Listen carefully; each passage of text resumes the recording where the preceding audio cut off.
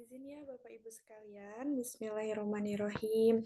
Assalamualaikum warahmatullahi wabarakatuh. Baik, sebelumnya perkenalkan, nama saya Fathia Salsabila. Di sini saya ada mahasiswi dari Politeknik Kesejahteraan Sosial Bandung. Dan pada siang kali ini saya diamanahi menjadi moderator yang akan memandu kegiatan webinar pada kesempatan kali ini. Nah, untuk membuka kegiatan pada hari ini, alangkah baiknya mari kita semua mengucapkan basmalah bersama-sama, Bismillahirrahmanirrahim, dan kami juga mengucapkan selamat datang kepada narasumber kita ya. Dan sebelumnya izin untuk memaparkan CV-nya dulu. Izin ya, Kang. Ya, silakan. Halo Fatia, salam kenal.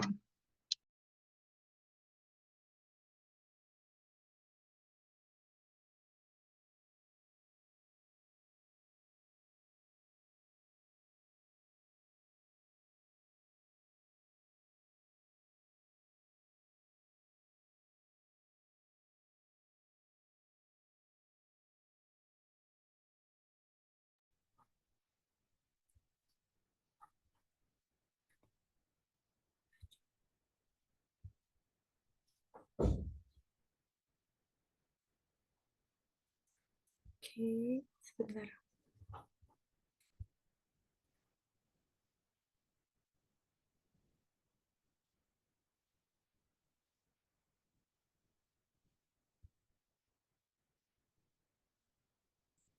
Oke, apakah sudah muncul?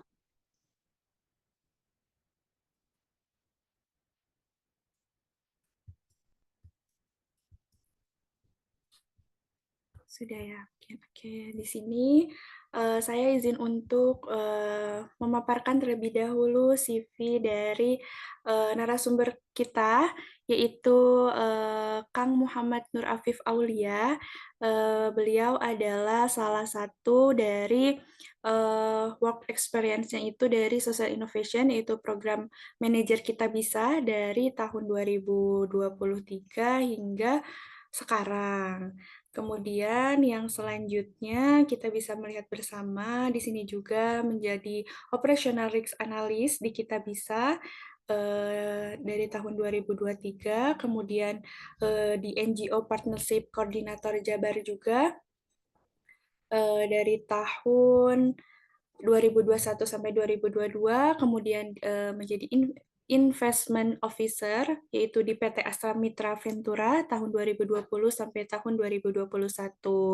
Nah, di sini Bapak Ibu sekalian bisa terlihat ya skill dan juga education background-nya yang luar biasa, organisasi dan juga program-program yang bisa kita lihat bersama menjadi co-founder dari organisasi yang bernama Askara Nusantara yang berjalan dari tahun 2023 hingga sekarang, kemudian di Teach for Hub menjadi Head of Academy dari tahun 2023 sampai 2024, kemudian menjadi di Pemuda Muhammadiyah Cimahi dan di Indonesia Student and Youth Forum.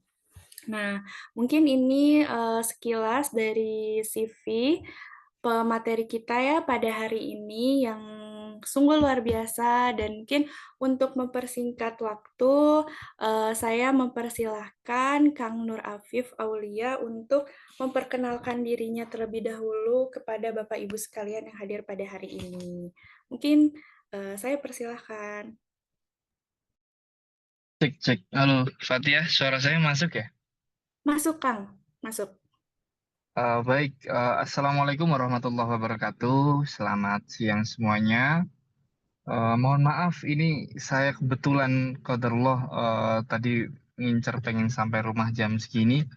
Kebetulan belum sampai karena kita sedang mempersiapkan program Bisa Berdaya Fun yang akan kita selenggarakan hari Senin nanti di Taman Mini Indonesia Indah, yang diikuti oleh LKSA yayasan dari berbagai wilayah Indonesia untuk berkompetisi menghadirkan program yang nantinya pemenangnya akan mendapatkan grants. Jadi mohon izin rekan-rekan eh, khususnya segenap tim Sekolah Inovasi Peksos yang tentu kami hormati dan kami muliakan.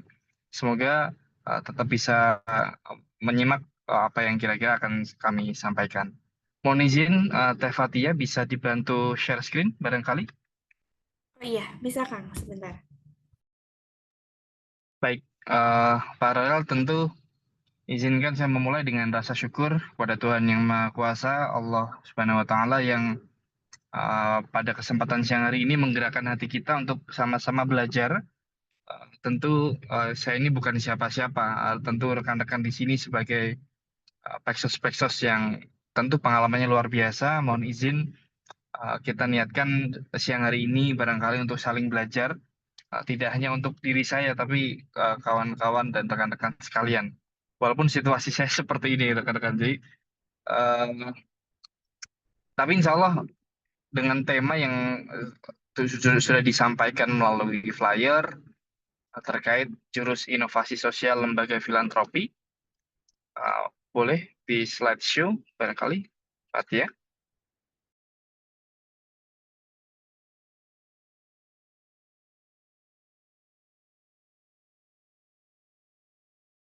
Ditampilkan dulu, sorry, full screen kanan atas.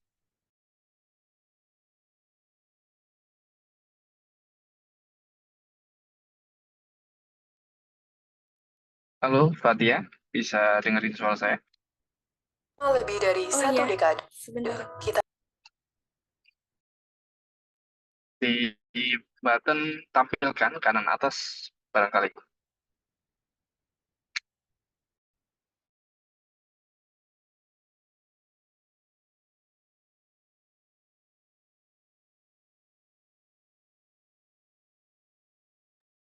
izinkan Ya, sebentar, ada kendala sebentar. Terus menyebar. oke, ya. eh Baiklah, ya udah. Izin rekan-rekan sekalian. Jadi memang tema hari ini itu merujuk dari sebuah karya yang alhamdulillah sudah selesai saya tulis bersama rekan saya, namanya Aryo Haji.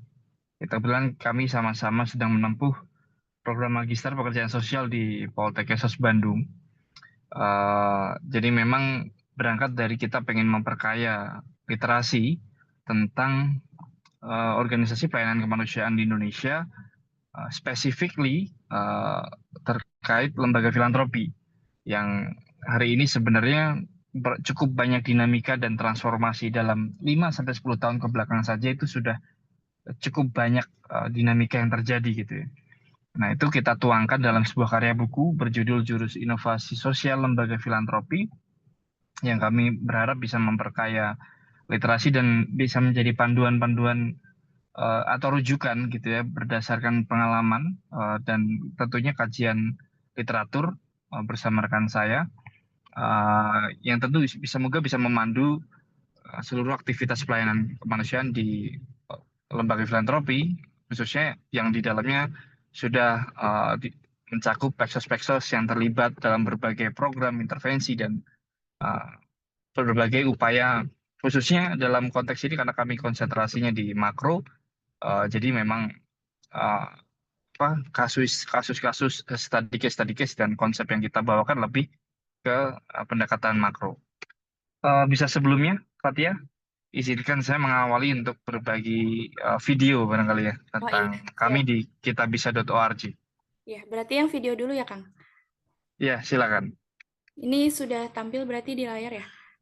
Belum, ini masih intro lembaga Oh iya. filantropi.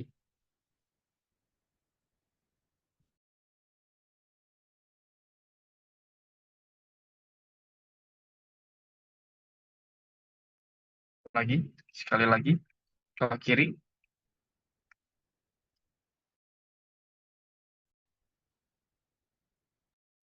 lagi ke kiri lagi ya, bukan ke kanan.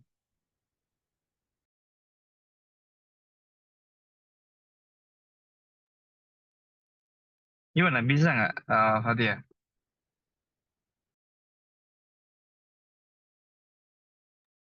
Nah ini kayaknya ya. Lebih dari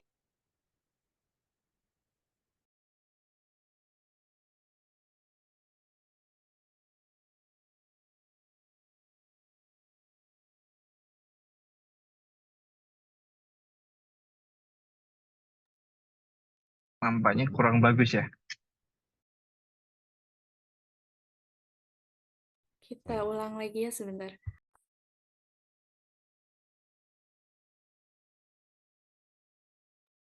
Audionya nggak keluar sih, Fatia.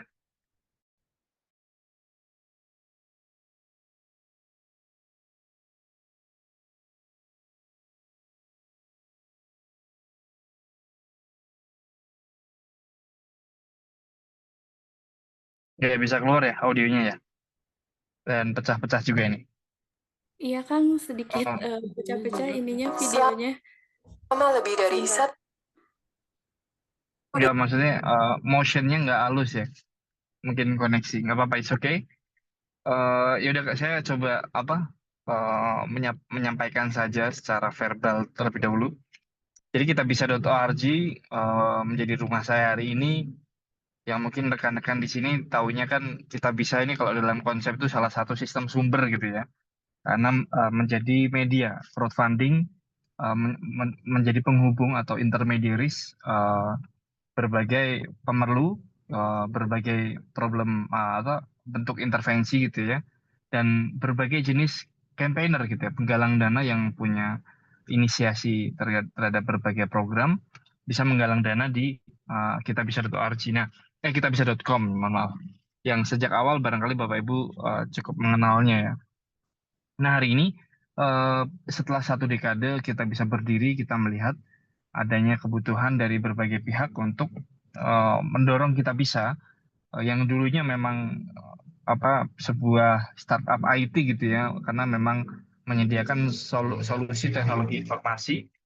Nah, kita bagaimana kita bisa menciptakan wadah organisasi pelayanan kemanusiaan yang di dalamnya ada peksos-peksosnya gitu ya. Nah, itu kurang lebih sejak tahun 2022 akhir atau jelang 2023 itu dimulai. Dan alhamdulillah kita membuat satu wadah khusus. Kalau yang sebelumnya kitabisa.com, nah kali ini ada namanya kitabisa.org gitu ya, org. Yang mana di situ disitulah wadah kami gitu ya sebagai organisasi pelayanan kemanusiaan melakukan banyak uh, proses layaknya yang dilakukan oleh peksos-peksos komunitas gitu ya, melakukan melakukan assessment, intervensi sampai monitoring dan akhirnya terminasi. Dan spesifik memang mayoritas di tentang komunitas ya. Maksudnya mohon maaf, pemberdayaan komunitas gitu ya. Dan sedangkan kalau untuk semacam yang rehabilitasi gitu ya atau yang perlindungan memang uh, kita bisa masih belum ke sana gitu. Jadi tapi berangkat dari situ kita melihat hari ini banyak dana-dana grants masuk di Indonesia, terus pengelolaan dana-dana CSR gitu ya. Dan masih banyak lagi semangat masyarakat publik untuk udah mendorong, udah mulai sadar, ayo dong program-program yang impactful ke isu-isu eh, sustainability gitu ya. Kalau kita tahu ya sustainability kan kita berbicara soal sosial, ekonomi, lingkungan, jadi kombinasi ketiga itu. Nah, maka dari itu kita menciptakan wadah, di dalamnya ada peksos-peksosnya, ada tim yang memang mendesain dan menjalankan program dari A sampai Z gitu. Nah, itulah eh, yang hari ini menjadi mendorong saya gitu ya. Alhamdulillah sekarang bersama Poltek Esos tentunya memperkaya pemahaman konsep dan relasi network dengan kawan-kawan Peksos di seluruh Indonesia tentunya. Dan buku Jurus Inovasi Sosial ini memang menjadi starter ya. Kita ingin memperkaya. Ini terus terang kami terinspirasi dengan salah satu dosen kami, Pak Edi Soeharto, yang rasanya Bapak Ibu rekan-rekan sudah familiar membaca karya beliau gitu ya, uh, di berbagai isu terkait dunia Peksos ini gitu. Nah, itu yang mendorong kami mencoba untuk tulis ini gitu rekan-rekan. Boleh next slide, Fatia?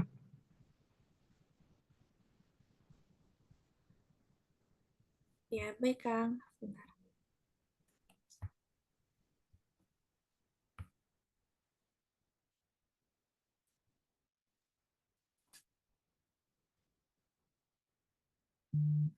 Tadi dulu yang sebelumnya, Intro. kecepatan ini, satu-satu dong. Oke. Yang ini? Yang mana? Yang ada fotonya. Oke, sebentar. Nah, ini. Oke.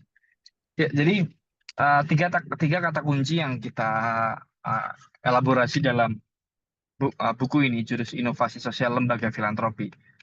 Karena tantangan hari ini lembaga filantropi cukup menantang rekan-rekan, apalagi kita tahu sendiri ya dinamika filantropi beberapa tahun ke belakang gitu. Diuji dengan COVID gitu ya. Terus setelahnya juga belum lama ada salah satu peristiwa yang cukup menggemparkan lah ya terkait lembaga filantropi. Terus juga masalah-masalah yang kaitannya sama transformasi teknologi ini rekan-rekan, banyak memanfaatkan media sosial untuk menggalang dana, memanfaatkan media sosial untuk cyberbegging gitu ya. Bahkan macam-macam lah masalah sosial yang timbul gitu. Dan lembaga filantropi ada perubahan masa dari fase-fase katakanlah sebelum 2020 gitu ya dan hari ini gitu.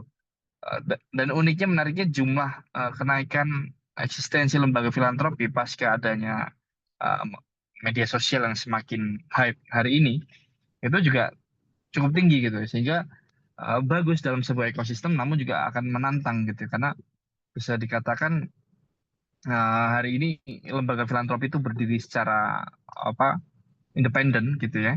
Karena di Indonesia memang ya kita yang dinobatkan sebagai negara yang paling dermawan dengan populasi yang besar itu menjadi salah satu chance yang menjadi sebab gitu. Apalagi Indonesia sebagai negara yang berketuhanan gitu, artinya punya base faith gitu yang mendorong orang melakukan aktivitas kedermawanan gitu ya. Itu yang mendorong filantropi hidup gitu ya. Nah, itu tantangan-tantangan dan situasi hari ini kami menyimpulkan pentingnya lembaga filantropi atau seluruh elemen yang berada di organisasi pelayanan kemanusiaan yang independen, yang non pemerintah khususnya ya, itu bisa mengadopsi tiga kata kunci ini ya, efektif dalam memberikan pelayanan, gitu ya, relevan dalam menghadirkan solusi dan bentuk-bentuk intervensi atau program, dan berkelanjutan, gitu ya, berkelanjutan dari sisi dampak sekaligus berkelanjutan dari sisi organisasi, gitu.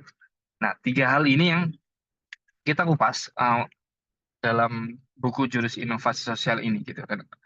Next,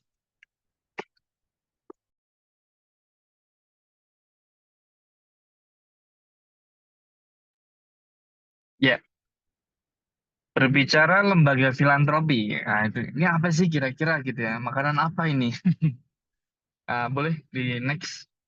Nah, ini sorry saya pakai slide yang waktu itu kami gunakan untuk bedah buku ya.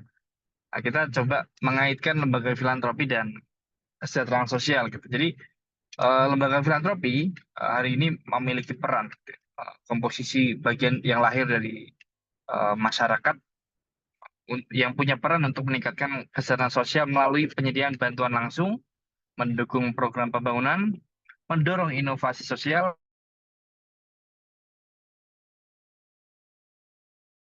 advokasi, pemberdayaan masyarakat dan entah. Gitu. Jadi memang lembaga filantropi ini menjadi teman gitu ya, teman teman berjuang gitu di eh, berbagai negara gitu ya, khususnya teman berjuang pemerintah untuk menghadirkan kesejahteraan sosial. Sempat kemarin ada diskusi gitu ya. Kalau misal sebuah negara itu berhasil, harusnya maksudnya berhasil dalam menangani isu kemiskinan gitu, melahirkan kesejahteraan sosial, harusnya udah nggak perlu ada lagi institusi yang mengurusi institusi tersebut gitu ya. Dalam hal ini katakanlah kalau kita contohkan di Indonesia Kemensos. Nah, itu narasi itu kita lawan mentah-mentah rekan-rekan gitu. Karena itu sama saja eh, kalau misal kita sebut ada sakit fisik gitu ya, contoh demam, flu dan lain sebagainya. Berarti kalau sudah negara kalau berhasil menangani kesehatan masyarakat, harusnya udah nggak ada lagi tuh kementerian atau mungkin rumah sakit gitu ya, karena semuanya sudah sehat gitu. Jadi ini merupakan apa konsep alamiah yang harus memang ada dalam setiap di setiap negara sebuah bangsa yang mana kita berfokus berbicara untuk menciptakan kesejahteraan sosial gitu dan upaya itu akan terus sampai akhir zaman gitu kurang lebih dan dalam konteks negara hari ini negara demokrasi negara berkewajiban untuk menghadirkan kesejahteraan sosial tersebut melalui melalui badan struktural tentunya pengalokasian anggaran dan program-program yang mengarah ke sana, bahkan dari sisi regulasi pun kebijakan-kebijakan harus mengarah ke sana. Di satu sisi masyarakat juga bisa terlibat gitu ya. Ini di era demokrasi banyak negara-negara maju pun lembaga filantropinya maju-maju gitu, keren-keren gitu. Bahkan kita banyak lembaga-lembaga filantropi level dunia yang bahkan bisa tidak hanya membantu negara asalnya saja, tapi bisa mensupport negara-negara lain gitu, negara-negara berkembang lain katakanlah.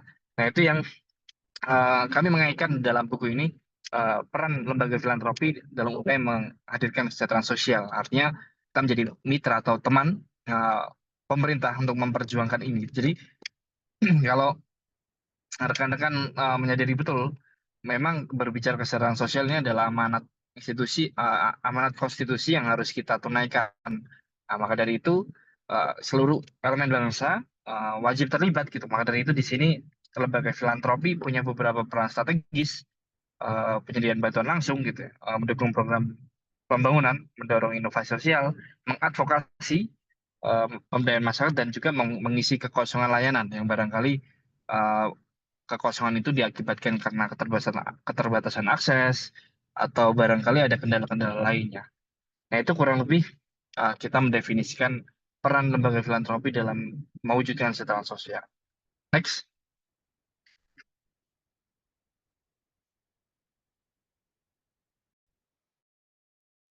Nah, terus inovasi sosial apa ini gitu ya? Eh, Terminologi ini sebenarnya cukup banyak eh, dikemukakan oleh para ahli di level internasional, cukup banyak literasi tentang inovasi sosial. Namun dalam buku ini kami cukup menyederhanakan definisi inovasi sosial ini sebagai proses untuk merancang dan menerapkan solusi baru yang bertujuan mengatasi masalah sosial. Jadi ada dua kata kunci gitu ya, rancangan dan penerapan. Karena memang berbicara soal inovasi sosial itu memang erat kaitannya dengan proses brainstorming dan eksperimentasi, yang mana kita akan membedakan fase perancangan dan fase penerapan. Gitu. Karena bisa jadi sebuah inovasi banyak penemu-penemu dulu gitu ya gagal berhasil di perancangan tapi nggak eligible untuk diterapkan gitu, atau yang paling familiar adalah berhasil di perancangan secara konsep diterima dan eligible dan bisa diaplikasikan, dan di saat penerapan juga punya delivery dan success rate yang baik gitu ya. Dan kata kunci dari inovasi sosial karena ini buah dari proses kreatif dalam menemukan solusi baru ya, eh, poinnya adalah solusi baru yang teratasinya masalah sosial dengan cara-cara yang sekurang-kurangnya em, meng- memenuhi tiga unsur ini gitu, yang warna hijau yaitu solusi yang mengakar, yang kedua solusi yang kekinian, yang ketiga solusi yang punya nilai gitu ya, bervalue. Yang pertama, solusi yang mengakar. Jadi kita mungkin pernah dengar ya, tidak ada di dunia ini yang benar-benar baru gitu. Seringkali ini adalah contoh ada musik aja itu ya, lagu itu kan juga kadang ya antara do re mi fa sol la si do gitu kan. Nah, artinya apa? Kata kunci mengakar ini adalah bahwasanya setiap inovasi sosial ini harus punya pijakan landasan awal gitu, atau mungkin kalau dalam penelitian itu ya punya penelitian terdahulu gitu, atau mungkin punya model pendahulu yang kenapa inovasi ini bisa dijalankan. Kenapa ini penting harus mengakar gitu? Karena eh, inovasi sosial ini akan lebih baik hasilnya. Sebenarnya bisa saja kita bersifat radikal, benar-benar menciptakan hal baru. Namun kami mendefinisikan inovasi sosial karena ini kaitannya dengan aspek sosial, sehingga prosesnya harus incremental gitu. Jadi tidak bisa ujuk-ujuk plek gitu langsung sesuatu yang baru diterapkan tanpa ada dasar atau pendahulunya yang menjadi akarnya gitu. Contoh kita berbicara eh, eh, in- sebuah intervensi kaitannya sama contoh pelatihan keterampilan vokasi, keterampilan vokasional gitu ya. Itu secara teknis sama, kita berbicara, kita mencari rootnya. Rootnya adalah memberikan peningkatan kapasitas terhadap individu atau komunitas agar mereka bisa bekerja gitu ya. Contoh, mempunyai keterampilan teknis yang bisa mereka aplikasikan untuk mencari penghidupan. Nah, itu intervensinya kan akarnya ada pelatihan dan kita cukup banyak bisa mengadopsi banyak pelatihan-pelatihan terdahulu yang bisa kita adopt gitu ya, karena inovasi sosial itu harus punya sekurang-kurangnya bahasanya benchmark awal untuk menjadi rujukan. Rasanya ini konsep yang sama kalau atau mungkin di dunia Pexos itu cukup mengenal konsep rekayasa teknologi gitu ya. Nah itu kan harus ada sesuatu apa baseline yang menjadi rujukan awal. Maka dari itu kita sebut mengakar. Terus yang kedua, kekinian gitu. Kekinian sebenarnya bahasa lainnya kontemporer ya, atau kita sederhanakan bahasanya biar lebih baru itu kekinian. Kekinian ini tidak hanya sekedar gimmick tentunya, tapi kekinian dalam konteks yang lebih luas lagi. Kekinian ini mengikuti dan karena setiap masa ada perubahan, setiap perubahan itu memiliki cara appetite atau metode yang berbeda-beda pendekatannya gitu ya. Jadi kekinian ini harus harus harus memenuhi aspek tersebut sekurang-kurangnya. Maka eh, solusi baru tadi bisa lahir gitu. Jadi kita tidak mungkin membuat sebuah inovasi sosial yang tidak melibatkan kebaruan gitu. Jadi kembali lagi inovasi itu punya nilai yang solusi baru, maka dari itu kita harus punya kebaruan dan kebaruan ini diwakili dalam rumpun kekinian ini tadi. Ini penjabarannya cukup panjang di buku ya. Terus yang ketiga itu bernilai, rekan-rekan. Jadi banyak ya banyak orang punya ide, punya inovasi, apalagi inovasi sosial, namun ternyata tidak punya nilai gitu. Artinya sebenarnya ini masuk ke nanti akan mendorong kita menentukan level of priority. Karena semakin banyak value nilai yang bisa kita deliver dari inovasi kita, uh, atau sekarang kita cukup mengenal konsep SROI gitu ya, Social Return on Investment, itu menunjukkan hari ini tren hari ini tuh pengen melihat dampak yang semakin terkuantifikasi gitu ya. Artinya nilai ini benar-benar bisa diukur dengan tepat. Maka dari itu semakin bernilai itu inovasi sosial bisa dikatakan semakin berhasil gitu. Katakanlah kita mengintervensi sebuah komunitas petani kopi misalnya. Itu inovasi kita dan intervensi kita ke komunitas tersebut kalau kita berfokus pada hal-hal yang tidak mendorong mereka punya value yang bisa scale up, bisa naik, ya itu tentu dari sisi kekuatan inovasi sosialnya jadi lemah gitu dan inovasi sosial ini berkonsekuensi logis untuk mendapatkan dukungan sistem sumber gitu. Dalam hal ini pendanaan gitu, dana hibah atau dukungan endorsement dari regulator, dari media dan lain sebagainya gitu. Nah, itu kurang lebih tiga hal yang menjadi syarat gitu ya. Solusi baru seperti apa yang bisa memenuhi konsep inovasi sosial gitu. Jadi ya semoga ini bisa menjadi penyemangat. Mungkin kita sebagai Pexos sudah punya banyak eh, apa namanya model intervensi pendekatan gitu yang jalannya sudah bertahun-tahun gitu. Nah, saya jadi keinget kemarin Pak Edi Soeharto sempat bilang gitu. Orang yang membedakan orang yang betul-betul berpengalaman dengan tidak itu sebenarnya bukan dilihat dari waktunya, waktu berapa lama mengabdi atau bertugas gitu. Justru dilihatnya dari eh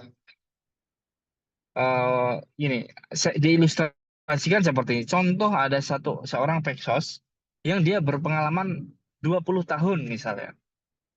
Eh, tapi ternyata di 20 tahun itu yang benar-benar menggali pengalaman, yang mengeksplorasi eh, salah satunya menerapkan konsep inovasi ini, itu jangan-jangan cuma 5 tahun.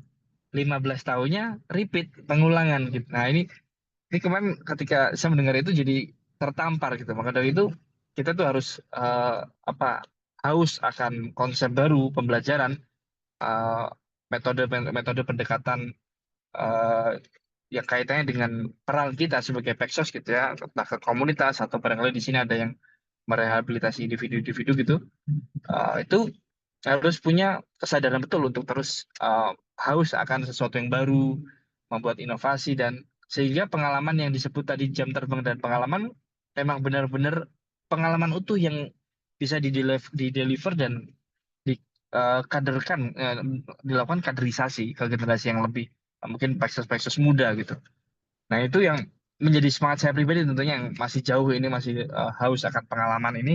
Ya semoga semangat inovasi sosial ini menjadi pendorong Peksos itu untuk terus apa ya tidak tidak apa ya tidak merasa puas gitu dengan apa yang sudah kita lakukan dalam skop pekerjaan kita masing-masing. Next,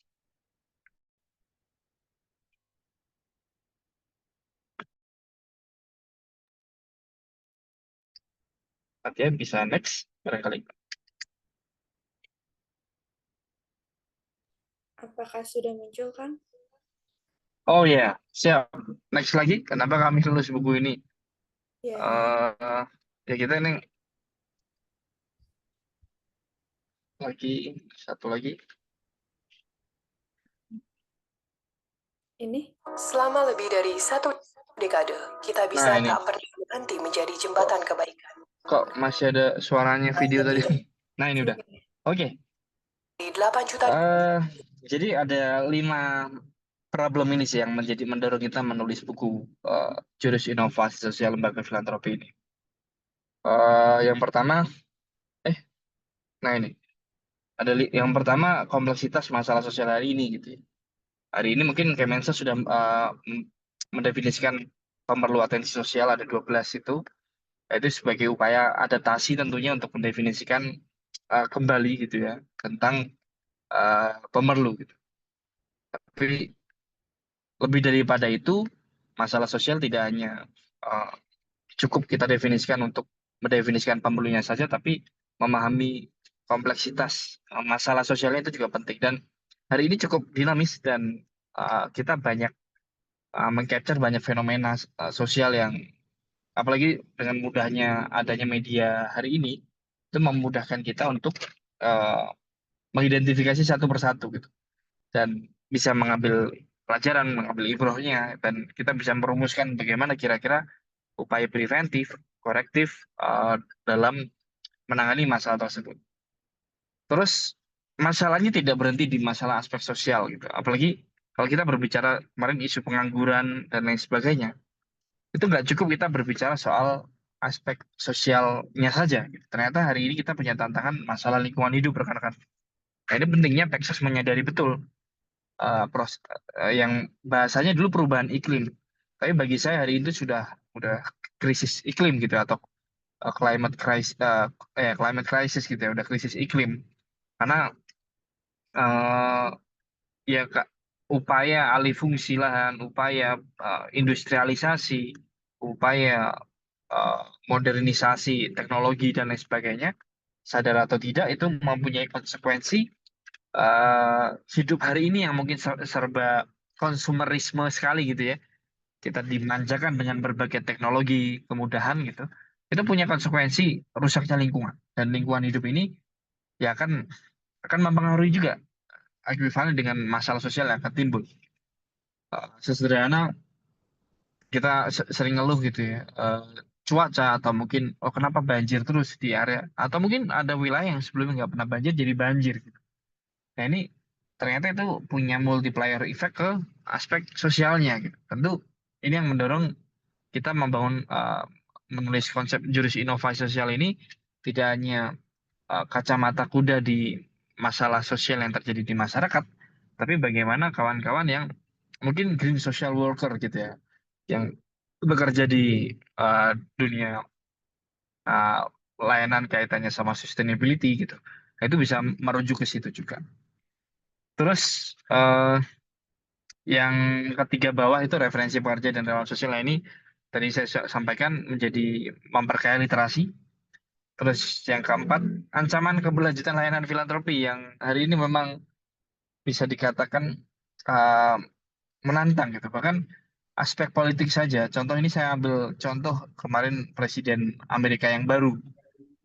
Baru pergantian presiden saja itu bisa mempengaruhi eh, apa namanya alokasi grants atau dana hibah yang masuk ke Indonesia. Ini saya ambil contoh gitu ya. Dan itu mempengaruhi ke keberlanjutan lembaganya. Nah, dari itu perlu kita pikirkan bagaimana lembaga filantropi ini bisa long term, panjang umur gitu ya, bisa berkelanjutan dari sisi organisasi, tapi juga dari sisi dampak yang dilahirkan dari program-programnya. Dan yang terakhir, nah ini isu kaitannya sama lembaga filantropi hari ini itu yang paling penting. Nah, ini isu transparansi dan tata kelola gitu ya, aktivitas filantropi yang ini saya kasih ambil contoh ya salah satu noktah merah ya yang pernah terjadi di Republik ini gitu dan ya ini tentu menjadi kritik untuk kita bersama yang khususnya yang berkecimpung di lembaga filantropi untuk berbenah gitu bagaimana menghadirkan good governance gitu ya tata kelola yang ideal gitu yang baik untuk lembaga filantropi. Nah itu kurang lebih 5 alasan lembaga apa buku inovasi sosial jurus inovasi sosial lembaga filantropi inilah ya. Next.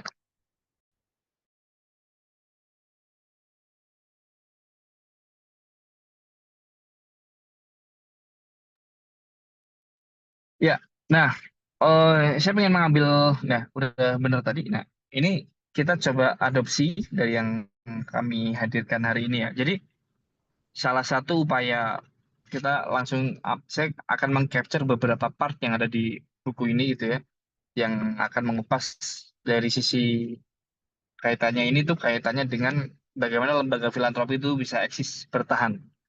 Salah satu strategi yang bisa dikelola adalah yang dilakukan adalah seperti ini. Jadi, bagaimana lembaga filantropi itu punya satu ekosistem gitu ya. Jadi tidak hanya sekarang misal mengakses implementasi sampai terminasi fundraise, akses muter aja terus. Nah, perlu membangun satu ekosistem baru apalagi ya adanya ya adanya teknologi dan perubahan sosial hari-hari ini tuh ini saya coba identifikasi ini yang sudah kami lakukan ada setidaknya 6 ekosistem yang kita desain dalam satu tubuh kita bisa.org atau katakanlah lembaga filantropinya ini. Jadi dalam satu lembaga itu punya 6 menu gitu kurang lebih ya. Yang pertama eh, program flagship. Nah, ini tentu kaitannya sama intervensi komunitas, membuat portofolio program yang impactful dan punya konsep apa intervensi yang baik gitu tentunya. Terus yang selanjutnya adalah NGO program curation. Nah, ini punya relasi koneksi dengan sesama lembaga filantropi yang lainnya. Kita belajar kita sebagai intermediaris itu punya koneksi ke lebih dari 3.000 yayasan, lembaga LKS dan lain sebagainya. Itu menjadi ruang kita untuk apa kira-kira memetakan kira-kira lembaga mana yang akan potensial menjadi mitra kolaborasi gitu. Jadi eh, untuk bersinergi satu sama lain. Jadi mindsetnya bukan untuk saling saling kompetisi gitu bukan. Jadi lembaga filantropi ini harus punya value berlomba-lomba dalam kebaikan rekan-rekan. Nah itu maka dari itu ada wadah itu. Terus yang ketiga ada wadah event dan volunteeringnya. Nah ini mungkin banyak lembaga-lembaga filantropi yang sekarang sudah sering membuat event volunteering atau ya karena ini wajah ke masyarakat tentang eksistensi lembaga filantropi gitu kan. Kadang kita sering dibilang bekerja dalam senyap gitu karena kita fokus ke komunitas gitu atau ya lokus kita ke sana. Tapi sudah saatnya lembaga filantropi punya kesadaran untuk membangun eh, apa ya untuk eksis gitu ya melalui event dan volunteering melibatkan donatur, melibatkan relawan, melibatkan mitra gitu buat turun ke lapangan langsung gitu misalnya. Terus yang keempat adalah grants dan CSR management. Nah, lembaga filantropi sudah punya wajib untuk membangun kesadaran untuk apa mencari fundraise sistem sumber dari berbagai sektor ya. tidak hanya dari donasi publik, tapi dari dana hibah strategis, dana CSR gitu. Karena memang Republik ini gitu ya, mewajibkan seluruh pemilik usaha, badan usaha gitu ya, untuk punya peran di masyarakat melalui CSR ini. Terus yang selanjutnya, mohon maaf, ada yang ngobrol ya.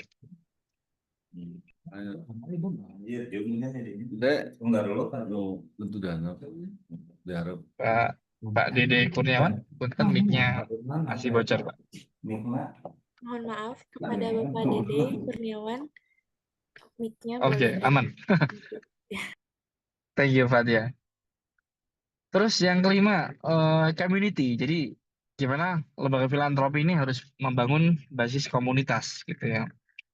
Kita bisa gunakan referensi yang sama, misal contoh yang suka anabul, jadi kita bikin komunitas pecinta anabul yang suka isu, eh, teman yang support di isu penyandang disabilitas misal, bikin komunitasnya gitu ya, sesama eh, apa yang interest di isu tersebut, atau pecinta oma opa gitu yang penanganan terkait isu lansia. Nah, itu bisa juga dibangun komunitas-komunitasnya. Jadi sekarang cukup menjadi tren baru gitu, karena banyak orang pengen terlibat dalam aktivitas sosial tapi nggak tahu jalannya kemana gitu. Sedangkan eh, dinamika aktivisme itu berubah gitu. Dulu lebih senang ikut aktif organisasi OKP gitu ya, aktivisme gitu.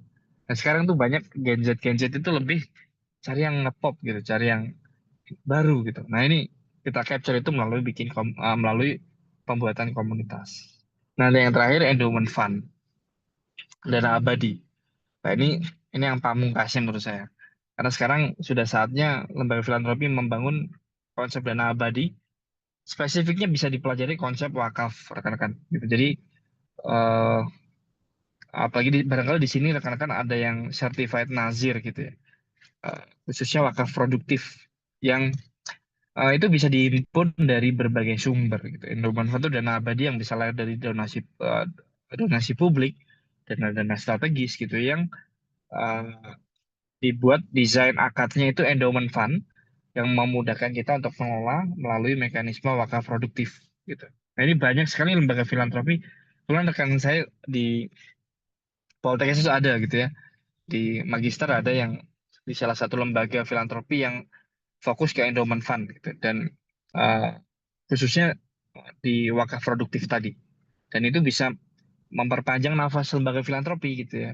Dan juga uh, kembali lagi di inovasinya akan terpantik gitu biasanya salah satunya dari endowment fund gitu, karena endowment fund ini akan memberikan ruang Pexos itu untuk belajar banyak aspek gitu ya, bahkan aspek manajemen, aspek financial gitu ya, financial strategis gitu ya, dan lain sebagainya.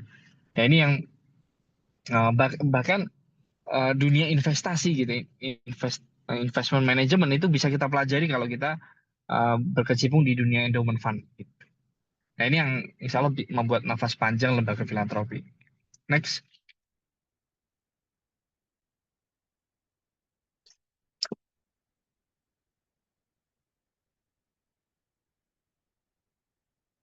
Bisa pakai di next. Nah, ini saya selanjutnya pengen share juga di jurus inovasi sosial ini kita memberikan salah satu inovasi baru juga terkait pendanaan gitu ya. Bagaimana program sosial itu sekarang bisa bertransformasi loh gitu. Sebenarnya di beberapa negara di luar itu udah biasa konsep blended financing. Jadi pencampuran resource pembiayaan itu, sumber biaya dalam menjalankan sebuah intervensi atau proyek sosial. Kalau di luar negeri bahkan ada yang blended fund antara donasi grants atau dana hibah dari private sector dengan pemerintah. Nah, kalau yang kami jalankan hari ini memang dana grants terus company support dengan donasi publik gitu. Jadi rekan-rekan pernah dengar, ini berawal dari tiap Ramadan kami bikin Hardolnas, hari donasi online nasional, yang mana sekali donasinya digandakan oleh brand baik gitu. Brand baik itu perusahaan. Jadi orang berdonasi 50.000, tapi actually-nya dampaknya 100.000 karena digandakan oleh pihak perusahaan. Jadi konsep blended fund ini cukup mutualisme gitu ya, mutualistik antara uh, penyedia grants perusahaan korporasi dengan donasi publik gitu ya. Dari masyarakat pengen dia donasi 50.000 tapi dampaknya 100.000, artinya kebaikannya membesar gitu ya. Tapi di satu sisi brand perusahaan juga pengen memperbesar dampak dari program CSR-nya. Nah, ini menjadi win-win solution uh, dibandingkan kita single fund. Walaupun masih praktek single fund juga masih berjalan di Indonesia. Jadi dari perusahaan melalui CSR atau grants masuk ke lembaga filantropi untuk implementasi direct secara eksklusif dari dia saja. Jadi mungkin ini menjadi alternatif pengayaan Bapak Ibu rekan-rekan terkait pengaplikasian uh, fundraising ya, mencari pendanaan dalam program-program kita. Jadi kita nggak boleh bahkan blended financing itu bisa antara dua lembaga. Kita juga belum lama kita kolaborasi juga sama salah satu lembaga filantropi. Uh, jadi kita blendednya dengan sesama lembaga gitu. Artinya kolaborasi itu indah untuk mengatasi masalah-masalah yang ada di tengah-tengah masyarakat. Jadi sudah kita menyudahi ego sektoral gitu, ingin membesarkan bendera kita enggak gitu. Justru kita pengen apa antar bendera itu bisa kolaborasi. Nah, ini yang kita tawarkan dalam konsep blended financing. Next.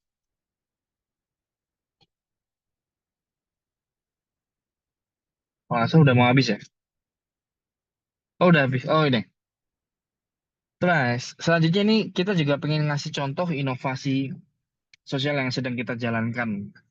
Kita praktekkan. Jadi, tidak hanya kami menulis buku gitu.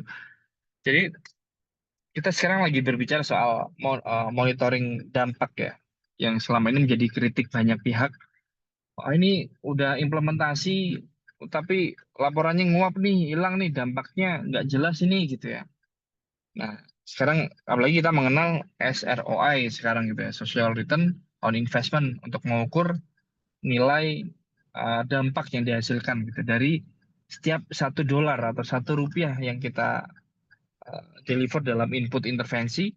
Nah, itu sama dengan menghasilkan berapa sih dari sisi dampak gitu. Nah, ini kita membuat namanya Impact Hub.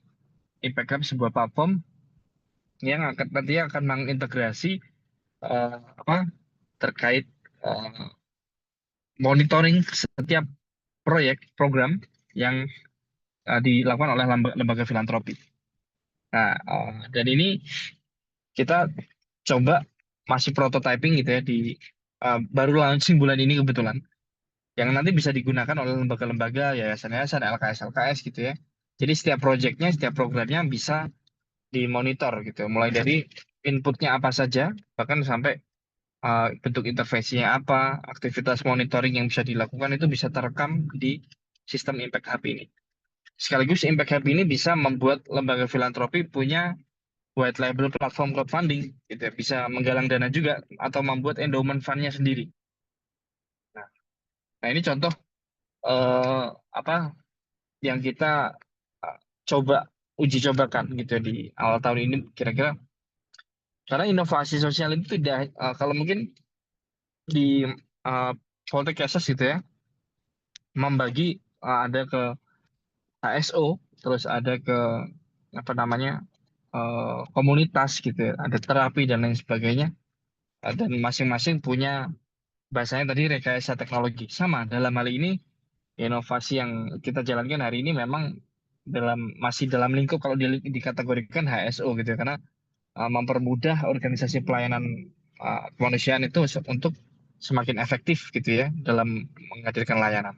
Nah, ini salah satunya melalui Impact Hub. Nah, ini mungkin sedikit sharing aja gitu. Kalau nanti misal penasaran, kita bisa diskusikan lebih lanjut gitu ya. Kalau, oh ini fiturnya seperti apa gitu ya, tapi persilakan. Paling itu Fatia, slide terakhir ya. Itu slide terakhir paling tinggal. Terima kasih ya. Eh, kita bisa terkoneksi di LinkedIn, saya cukup aktif gitu ya. Di link tersebut. Dan mungkin itu aja. Saya kembalikan ke moderator.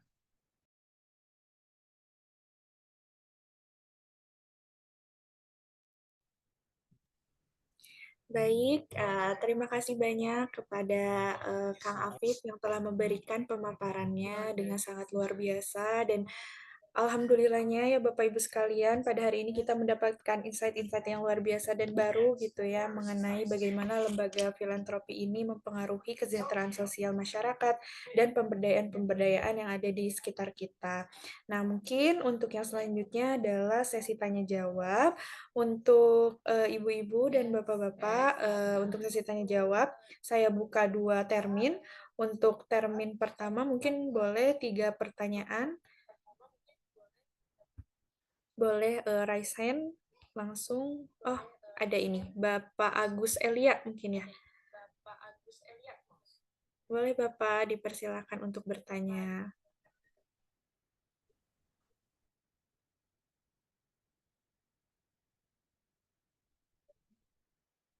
Oke, kepada Bapak Agus Elia mungkin.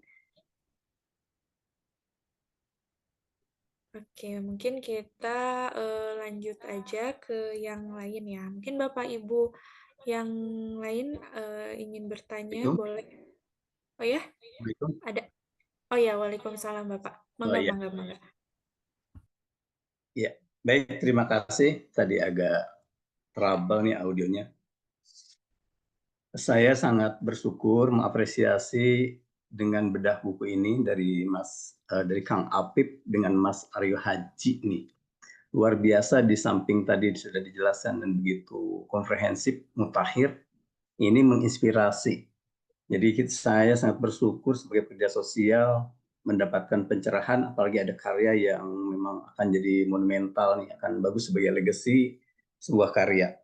Tertarik dengan pernyataan dari Kang Apip bahwa siapapun, baik pekerja sosial itu bukan berapa lamanya bertugas, tetapi seberapa produktif kita bisa melakukan inovasi. Ini tentu sangat bagus banget ini. Jadi kita tidak diukur dengan lamanya bekerja, tetapi produktivitas kita untuk berinovasi, dan salah satunya ini buku ini sudah merupakan salah satu inovasi. Kemudian lahirnya, saya nanggapi dulu nih sebelum pertanyaan, lahirnya buku ini tentu dari kompleksitas dari masalah sosial, saya setuju. Kemudian untuk pengayaan literasi. Dan tentu tadi pesannya dari Kang Apip adalah ayo kita untuk berinovasi sosial. Udah banyak tadi inovasi-inovasinya sudah saya disampaikan, dan tentu bagi saya sendiri menjadi terinspirasi harusnya ada inovasi untuk penguatan ketahanan sosial, penguatan lokal leader dengan jurus Big Bang dan Big Mood dan lain-lain. Pertanyaannya, Mbak Fatia, ini pertanyaannya. Dengan buku ini mudah-mudahan bisa memberikan gambaran tentang apa dan bagaimana jurus inovasi sosial untuk mengatasi masalah kemiskinan pedesaan yang tentu versus atau berbeda dengan kemiskinan perkotaan. Mudah-mudahan ada inspirasi lagi bagaimana jurus yang jitu, karena selama ini kemiskinan ada di pedesaan. Terima kasih. Wassalamualaikum warahmatullahi wabarakatuh. Baik, terima kasih Bapak untuk pertanyaan luar biasanya. Mungkin izin bertanya kepada Kang Afif, ini langsung dijawab atau mau ditampung dulu?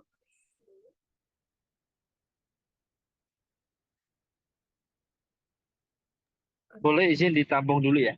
Oke, siap Kang. Oke, mungkin untuk pertanyaan yang selanjutnya, Bapak Ibu yang di sini boleh langsung raise hand aja atau boleh di kolom pertanyaan di chat box. Nah, di sini mungkin Fatia izin membacakan terlebih dahulu ya pertanyaan dari Bapak atau Ibu Nakiah Dimitri dari Kertanegara Kota Cirebon. Pertanyaannya itu adalah bagaimana hubungan antara filantropi dan kesadaran sosial, bagaimana peran filantropi dalam masa depan menuju masyarakat yang madani. Mungkin itu pertanyaan yang kedua. Nah, mungkin untuk termin yang pertama ada satu lagi pertanyaan, boleh? Oke, kepada Ibu Herawati dipersilakan. Iya, terima kasih. Assalamualaikum warahmatullahi wabarakatuh. sedikit menyimak dari paparan tadi, salut dan bangga itu dengan konsep-konsepnya. Sebenarnya memang itu yang dibutuhkan oleh kami juga yang berada di lapangan, khususnya yang bagaimana kita mengembangkan lembaga-lembaga kesejahteraan sosial yang saat ini kita tahu kondisinya juga boleh dikatakan ya apa ya situasinya angka mungkin kalau bagi perkembangan LKS itu kasarnya penerima manfaat itu lebih banyak muncul ketimbang yang mau menjadi sumber atau PPKS lebih banyak daripada PSKS-nya lah kasarnya. Nah, atau bahkan kalau mungkin boleh kalau saya mungkin suka mengkategorikan praktik-praktik eksos yang dilakukan di lembaga-lembaga juga itu lebih banyak kita menangani orang-orang yang membutuhkan. Jadi kita kadang terjebak dengan lembaga yang mempunyai kalau dibilang ya mungkin itu lebih kepada air mata lah, semua kesedihan-kesedihan gitu ya yang kita tangani klien-klien itu. Nah, bagaimana ini kita cara mendongkrak agar lembaga kita itu bisa menjadi lembaga yang juga mempunyai mata air gitu ya, artinya yang memang bisa survive juga gitu kan ya. Nah, mungkin ini ada trik atau seperti apa yang harus dilakukan untuk di lembaga-lembaga agar bisa lembaga-lembaga ini bisa tetap eksis gitu ya, karena memang saat ini juga seperti program bantuan pun itu lebih banyaknya kepada PPKS-nya gitu ya. Nah, sehingga bagaimana nih si lembaga bisa tetap bisa eksis gitu kan ya untuk mempertahankan sarana prasarannya kalau bisa jauh lebih bagus. Ini kan jarang sekali ada program bantuan yang sifatnya kepada peningkatan SDM, peningkatan sarana prasarana atau apapun gitu kan. Nah, walaupun ini inovasi muda itu walaupun ini sekolah inovasi ini salah satu juga bagi kami ini untuk meningkatkan peningkatan kapasitas SDM ya. Ini ucapan terima kasih kepada sekolah inovasi ini yang senantiasa memberikan ilmu-ilmu buat kita nih. Nah, tapi ini mungkin kepada narasumber saya juga ingin menanyakan bagaimana strategi atau mencari eh, seperti apa gitu ya triknya gitu agar kita bisa meningkatkan sarana prasarana dari lembaga yang kita miliki. Bagaimana caranya gitu. Makasih Neng. Ya Ibu, sama-sama. Terima kasih banyak kepada Ibu Herawati yang telah memberikan pertanyaan bagusnya ya. Nah, mungkin mari kita dengar terlebih dahulu jawaban dari Kang Afif dari pertanyaan-pertanyaan di termin 1. Nanti akan ada termin 2. Nah, mungkin Kang izin untuk membacakan pertanyaannya lagi ya. Ya. Untuk yang pertama itu dari Bapak Agus, pertanyaannya adalah apa jenis inovasi sosial untuk mengatasi kemiskinan pedesaan? Karena kemiskinan yang ada di perkotaan itu pasti berbeda-beda. Nah, jadi ingin apa ya lebih kepada apa sih jenis inovasi sosial yang cocok untuk mengatasi kemiskinan yang ada di pedesaan? Nah, kemudian selanjutnya ada dari Ibu Nakia, yaitu bagaimana hubungan antara filantropi dan kesadaran sosial eh, dalam menuju masa depan yang lebih madani.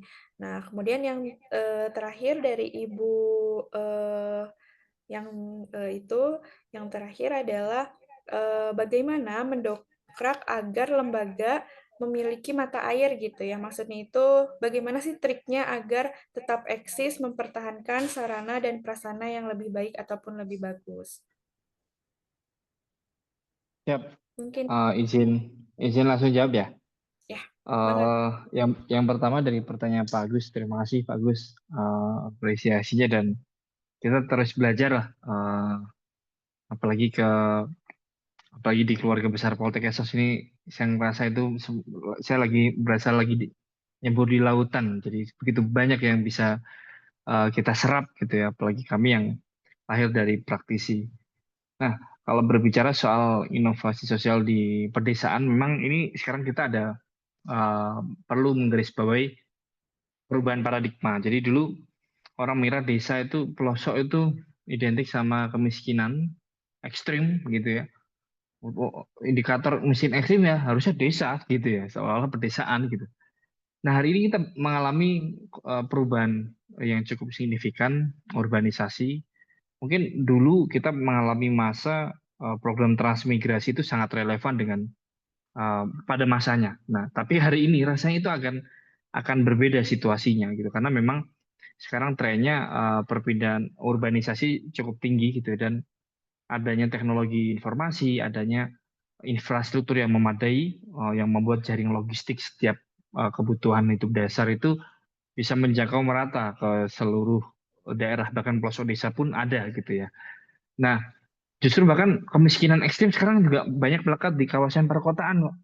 Itu kalau di Jakarta, bahkan di Bandung pun juga luar biasa kawasan-kawasan padat penduduk yang perantau gitu ya, apalagi korban PHK, terus macam-macam lah faktornya gitu. Yang desil 1 2 itu intinya di perkotaan itu juga banyak gitu kesimpulannya. Nah, tapi kalau pertanyaannya di desa sekarang justru saya melihat trennya sekarang sorot mata dunia grants, dunia CSR memang lagi ke pedesaan gitu. Kenapa?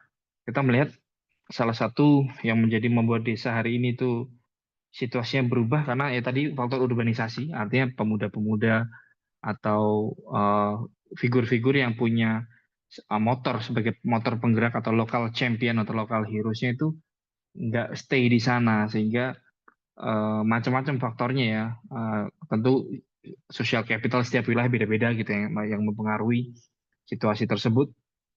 Tapi yang kalau misal berbicara soal inovasi sosial untuk menangani kemiskinan di pedesaan, memang analogi ngewongke gitu atau memanusiakan itu harus didorong.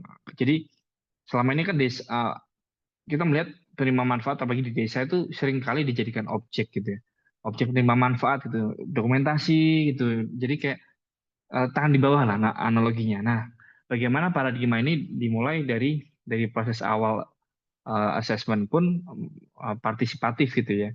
Makanya salah satu metode inovasi sosial yang bisa muncul dari intervensi ke komunitas desa itu salah satunya diawali dari itunya apa, proses assessmentnya gitu. Saya mengambil contoh keberhasilan yang dilakukan oleh Gerakan Indonesia Mengajar gitu. Saya terkoneksi sama beberapa alumninya itu luar biasa karena uh, durasi live in-nya itu memperkuat akar pemahaman akar masalah di desa tersebut gitu. Sehingga mereka walaupun sudah graduation dari program itu, mereka bisa tetap connect sama wilayahnya masing-masing, dan ketika ada sistem sumber yang lain atau grants atau CSR masuk ke sana itu mudah gitu, terdeliver dengan baik, dan partisipasi masyarakatnya itu tinggi, dan cenderungnya bukan mengeksploitasi air mata seperti yang tadi disampaikan, tapi menumbuhkan mata air gitu, karena uh, yang mungkin sesederhana wilayah yang dulunya katakanlah petani kopi, kopinya itu masih suka petik hijau dan sistem ijon, itu bisa bertransformasi gitu ya dengan mudah dengan partisipasi masyarakat tentunya. Sekarang udah petik merah dan udah nggak ada sistem ijon, sehingga harganya lebih bagus, pendapatannya meningkat gitu. Kan pada prinsipnya kan bagaimana men-trigger agar masyarakat desa ini pendapatannya meningkat. Sedangkan rata-rata kalau berbicara desa, sumber dayanya itu khususnya sumber daya alamnya itu cukup memadai. Dan artinya uh, apa aspek eksternalnya ya, di luar individunya itu amat amat mudah untuk dikelola. Kalau apalagi kalau kita melihat di desa-desa di dataran tinggi atau di pesisir itu masing-masing punya potensi. Nah, memang intervensinya akan berfokus ke komunitasnya, ke individu. Maka dari itu salah satu metode inovasi sosial. Jadi formulanya itu tidak satu rumus diaplikasikan ke semua desa, tapi bagaimana metode awal untuk mengcapture masalahnya itu memahami situasi di lapangan, yang memang salah satu inovasi yang masih relevan sampai saat ini itu seperti yang dilakukan oleh Gerakan Indonesia Mengajar gitu. Jadi metode live in yang minimal sekurang-kurangnya 1 tahun gitu ya. Jadi benar-benar merasakan menjadi bagian dari masyarakat desa, karena tipikal masyarakat desa yang seperti itu yang mungkin berbeda sama di kota. Saya nyebutnya di kota itu fast pace lifestyle. Jadi kehidupan gaya hidup yang serba cepat, fast pace. Sedangkan kalau desa itu nggak se-fast pace itu gitu ya. Gitu. Kalau bahasa kita kan sekarang mana istilah slow living gitu ya. Slow living identik di desa ya, karena bisa dikatakan kehidupan di desa bisa dikatakan nggak sehiruk pikuk di kota. Maka dari itu intervensinya mungkin salah satu inovasi yang akan muncul itu berangkat dari live in tadi. Karena saya dulu pernah sekolah di sebuah institusi yang punya ujiannya itu kita nyebutnya mau balik hijrah gitu ya. Jadi wajib live in. Tapi saat itu selama 1 bulan, hanya 1 bulan. Jadi nanti itu muncul banyak ide, program, banyak celah yang bisa kita masuk. Gitu. Dan itu cukup membantu karena tipikal desa itu. Dan kita kalau mau mengambil tema kemiskinan di desa itu akan lebih mudah. Terus yang kedua, setelah Pak Agus semoga menjawab ya, izin Pak Agus. Terus yang kedua tadi dari apa? Dari Ibu Nakiyah, Kang. Nakiyah, Ibu Nakiyah, betul. Hubungan antara filantropi dan kesadaran sosial, bagaimana peran filantropi masa depan menuju masyarakat yang madani. Nah ini saya jadi keinget lagi baca soal stoikisme gitu ya. Hidup meaningfulness gitu, berkesadaran gitu. Karena memang berbicara inovasi sosial kita sebagai Pexos memang harus punya meaningfulness terlebih dahulu memang. Kadang ya karena subjek kita itu berinteraksi dengan manusia, beda orang di pabrik atau yang memproduksi kain atau memproduksi barang mentah yang mereka bukan makhluk hidup, itu mungkin kita bisa pakem gitu, maksudnya bisa repeat, berulang, pengulangan. Memang kalau berbicara dari kita mengenal istilah kaizen atau inovasinya itu benar-benar bisa terkalkulasi dengan baik. Tapi kalau kita berbicara sosial, dunia kita di Pexos itu memang berbeda.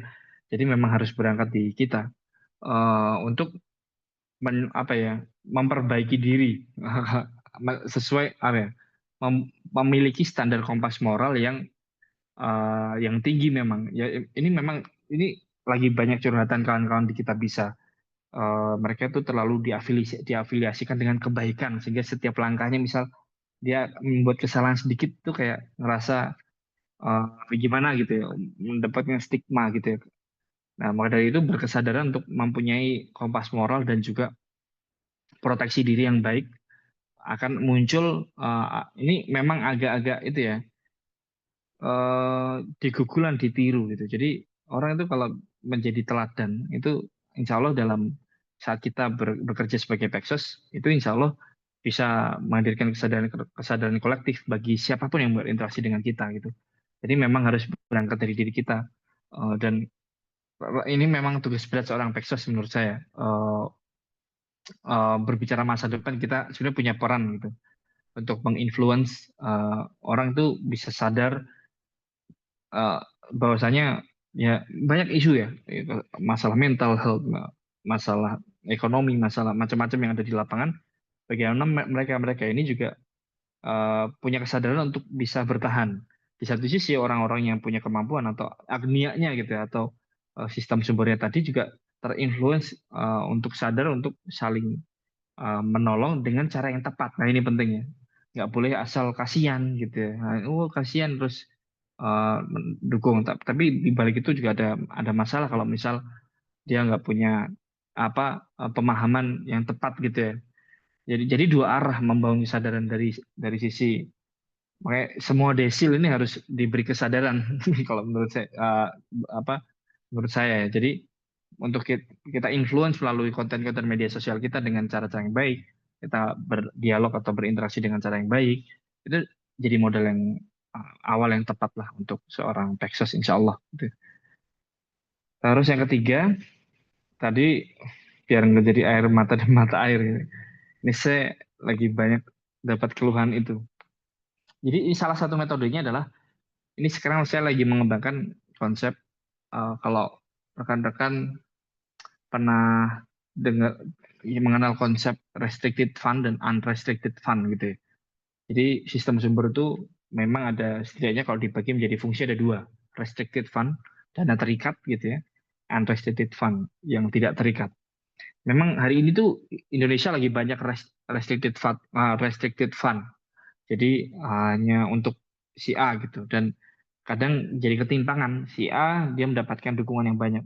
Ini tidak hanya individu ya, lembaga pun sama gitu ya. Misal pemberdayaan petani kopi, tidak semua petani kopi punya akses pendanaan untuk aktivitas pemberdayaan yang sama. Ada yang kering, ada yang basah gitu kurang lebih. Nah, itu memang seperti itu hari ini fenomenanya.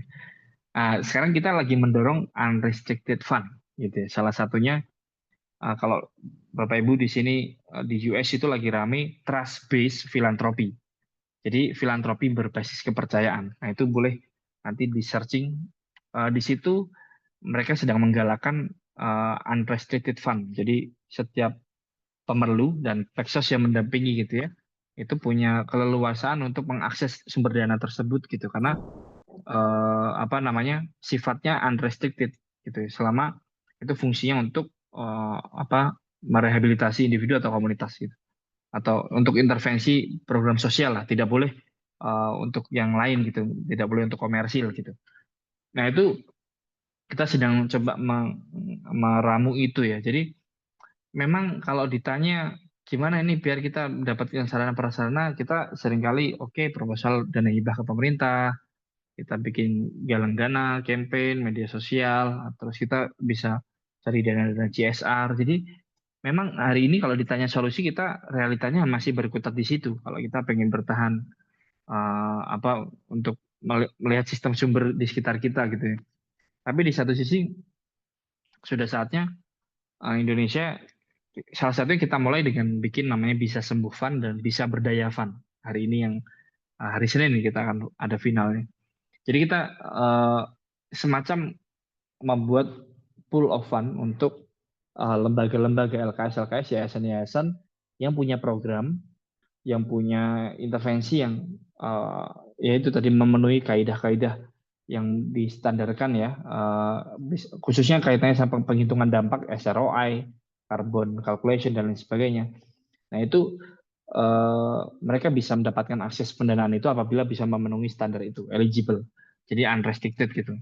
Tidak artinya kan tidak harus menggalang dana fundraising, membuat story, berkisah, harus memainkan emosi gitu. Walaupun sebenarnya hari ini itu masih besar Bapak Ibu.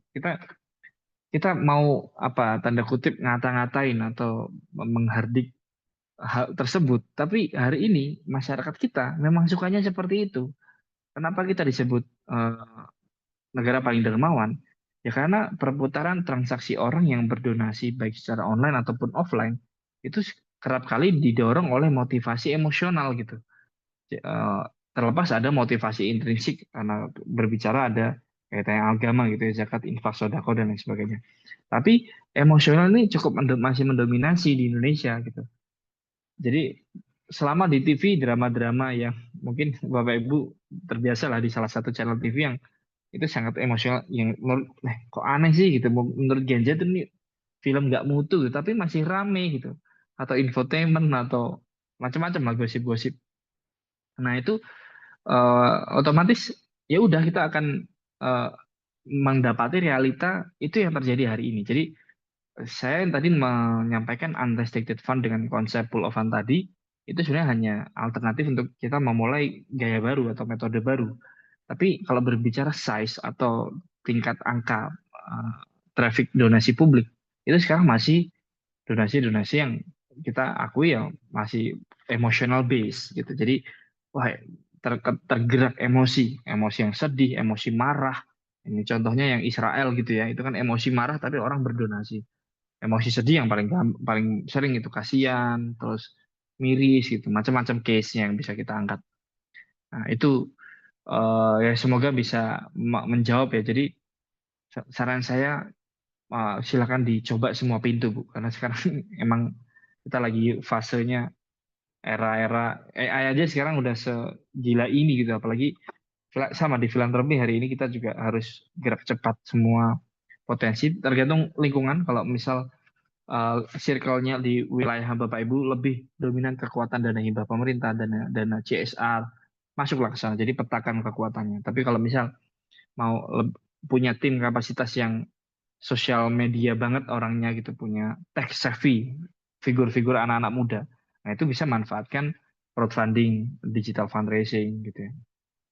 Atau kalau punya akses ke organisasi besar seperti filantropi yang besar seperti Nahdlatul Ulama, Muhammadiyah, nah itu jangan-jangan mereka sudah punya pool of fund. Nah, bisa juga kita akses ke sana. Jadi semua pintu coba kita lakukan gitu. Nah, muaranya kalau pengen bertahan adalah fokus ke endowment fund. Jadi bagaimana konsep wakaf produktif itu berjalan. Jadi tidak untuk memberikan satu alat barang sekali pakai habis atau udah gitu. Tapi bagaimana bisa bergulir gitu ya, bisa dalam bentuk usaha produktif gitu ya, atau mungkin program Qardul Hasan, pinjaman tanpa bunga itu juga bisa gitu. Macam-macam model yang bisa dilakukan.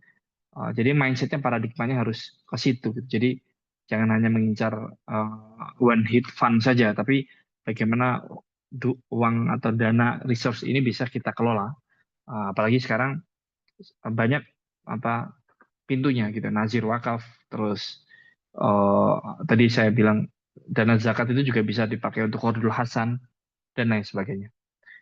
Itu Bu, semoga menjawab. Jadikan semangat, banyak referensi LKS LKSA itu yang punya minimarket, punya laundry, punya air minum isi ulang gitu. Kebetulan saya dulu asli Tuban, orang tua saya juga salah satu pendamping LKSA di Tuban. Sampai sekarang mereka punya minimarket sendiri, terus menjadi distributor salah satu perusahaan air minum di sana gitu. Nah, seperti itu mindset yang harus dibangun. Semoga menjawab. Baik, terima kasih untuk Kang Afif untuk jawabannya. Dan semoga Bapak Ibu sekalian tidak merasa puas juga ya untuk jawabannya karena kita semua pasti punya insight yang apa ya, yang luar biasa. Namun tadi jawaban-jawaban dari Kang Afif ini sungguh luar biasa dan kita ucapkan terima kasih banyak terlebih dahulu untuk termin pertama. Dan untuk yang selanjutnya, mari kita buka di termin yang kedua. Ini harganya 1,9. Ya 1,9. Kalau ini yang 3,5-nya, kalau ini itu kan setelah ini Pak di bawah.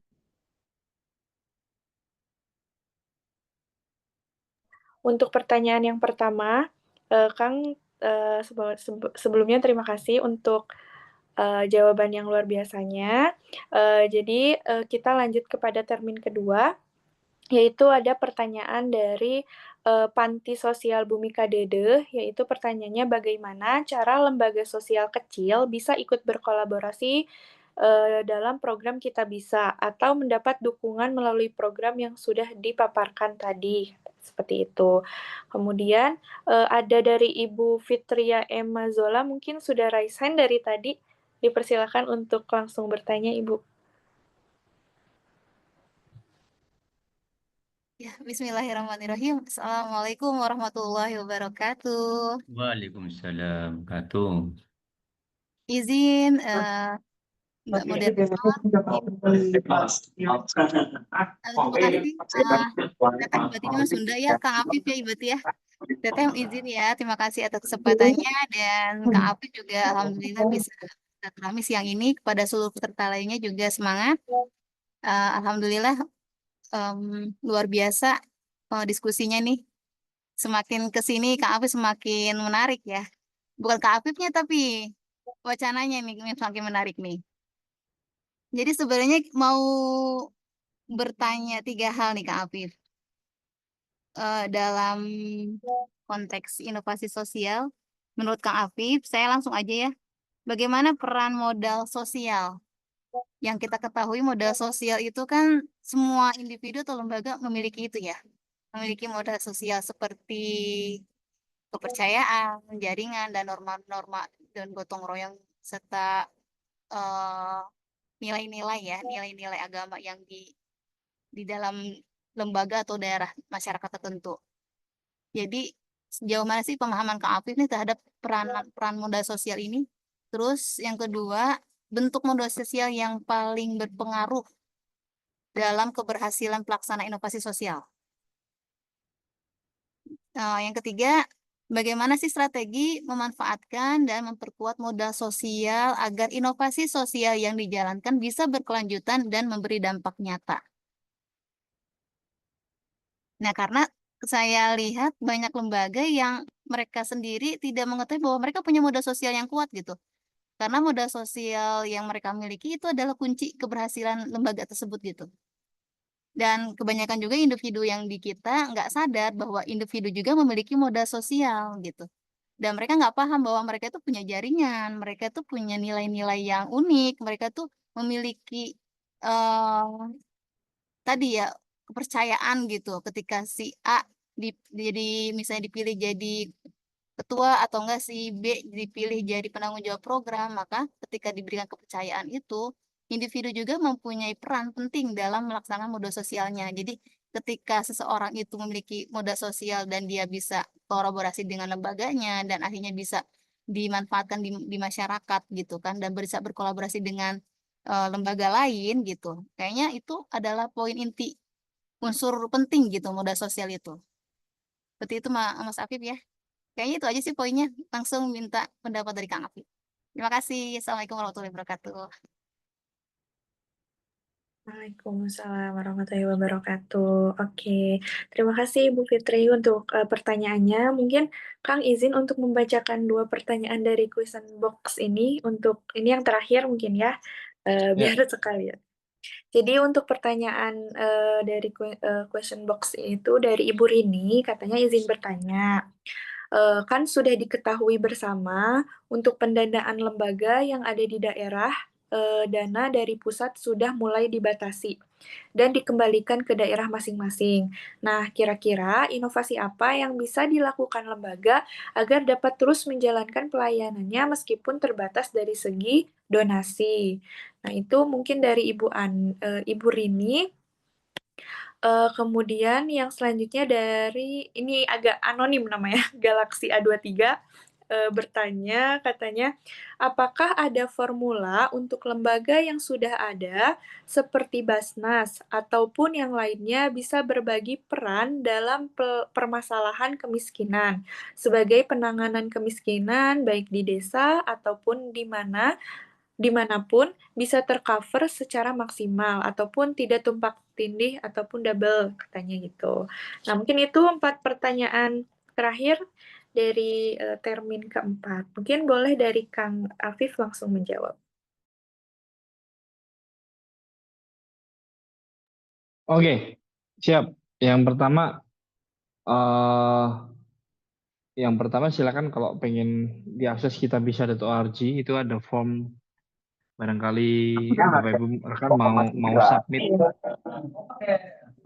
Sorry, ada yang bocor. Ya, sebentar. Ya. Oke, Oke. Di kitabisa.org itu ada form buat rekan-rekan bisa submit ya, kira-kira ada program apa. Jadi ada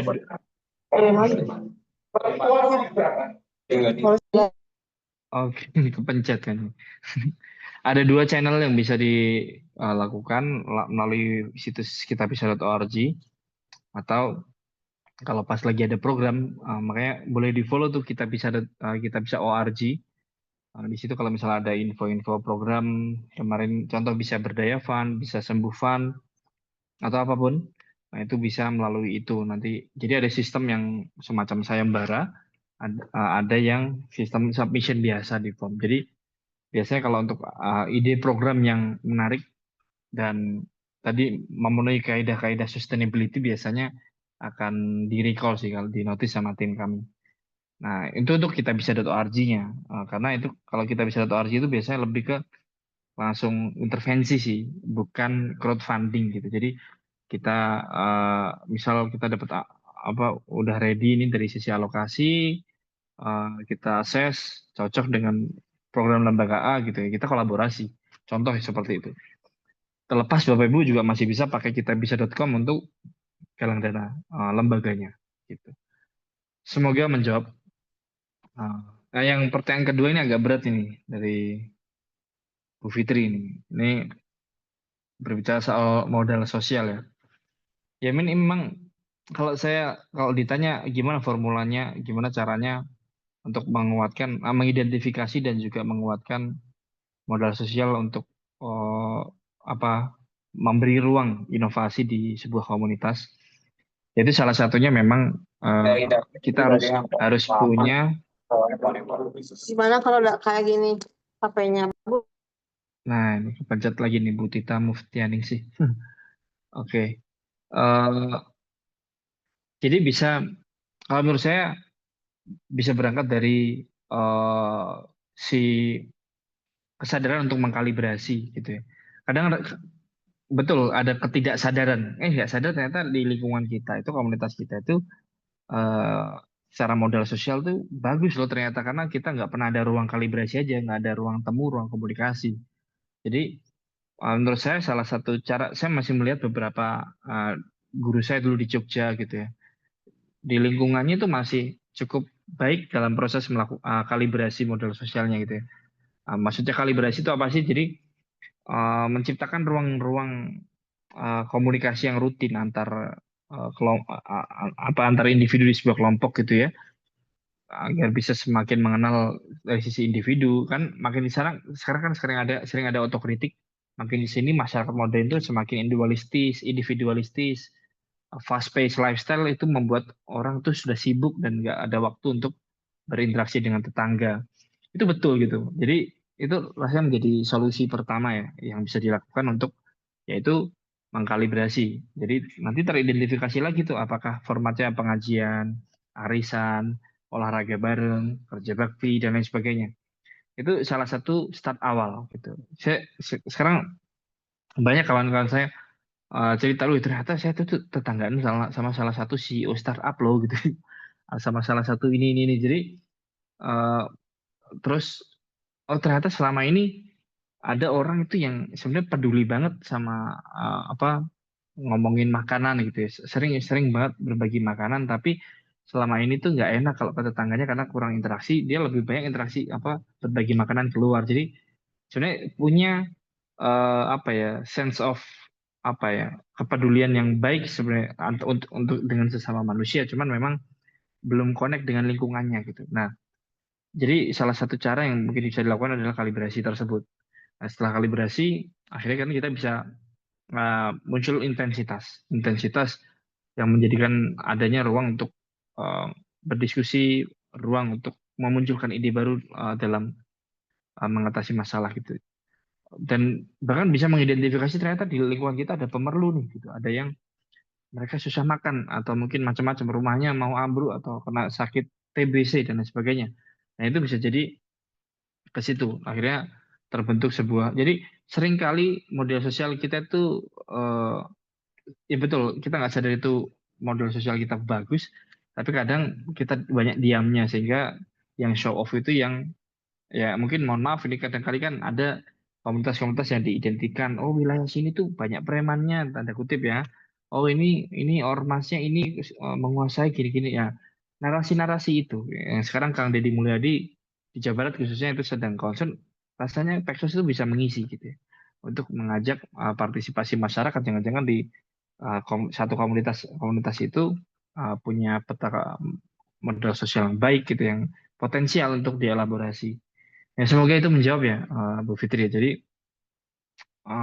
ini emang agak konseptual, tapi cara pengaplikasinya mungkin seperti itu, gitu. Karena memang situasinya mungkin kalau kita di kawasan kota emang berbeda sama yang di desa. Kalau di desa mungkin nggak relevan kita berbicara soal modal sosial karena rata-rata bisa jadi lebih terproteksi gitu ya daripada di kawasan kota. Tidak menutup kemungkinan kebalikannya gitu. Nah itu kurang lebih. Terus pertanyaan dua terakhir, Fatia bantu ingetin ya kalau itu. Oh iya, siap Eh, Kang.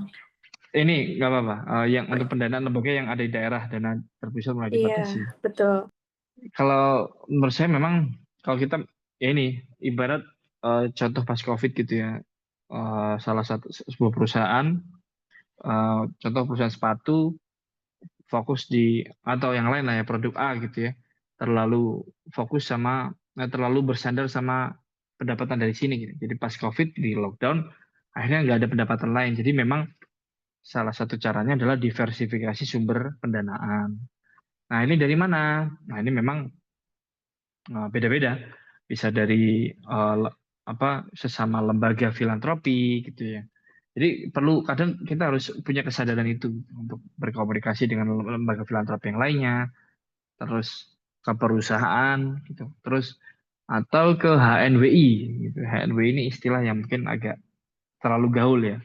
High Net Worth Individual, HNWI, atau bahasa Arabnya AGNIA gitu ya. Nah, itu kepada saudagar-saudagar gitu. Jadi salah satu caranya kita punya katalog menu gitu. Kalau kalau orang restoran tuh punya menu makanannya.